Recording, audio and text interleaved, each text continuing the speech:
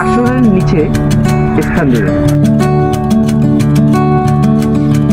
আসসালামু আলাইকুম। আপনি যদি কখনো চিল্লায় জামাতে গিয়ে থাকেন, দেখবেন শুনতে পারবেন যে হেজমতে খোদারাত এবাদতে ভেস্ত। আপনি যদি মুসলিম হয়ে অবশ্যই কথাটি শুনেছেন।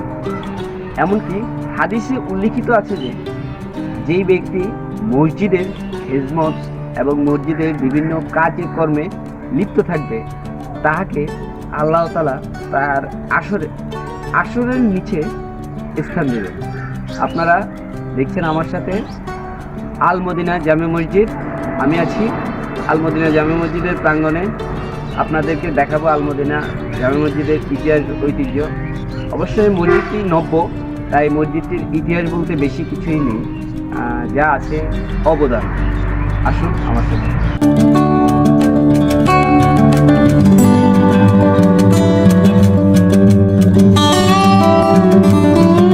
আল মদিনা জামে মসজিদটি স্থাপিত হয়েছে 2025 সালে।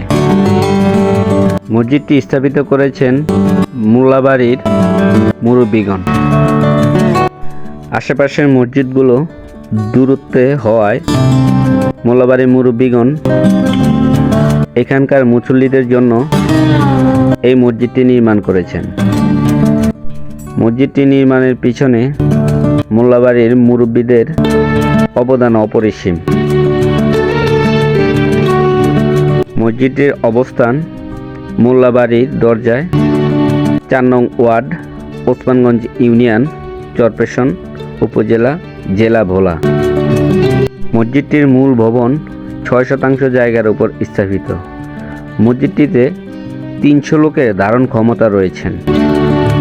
মসজিদটি গজারা টু দুলারহাট যাওয়ার মেইন সড়কের পাশে হওয়ায় পথচারীদের নামাজ পড়তে সুবিধা হয় বলে জানা গিয়েছে। মসজিদটির সব ধরনের ব্যয় সমাজ বহন করে বলে জানা গিয়েছে। মসজিদটি নতুন হওয়াতে ভবন করা সম্ভব হয়ে ওঠেনি। অর্থ স্বল্পতার কারণে ভবনের কাজ ধরা মসজিদের কমিটির পক্ষে সম্ভব না। মসজিদটি নতুন হওয়াতে কোনো প্রকার গম্বুজ বা মিনার নেই।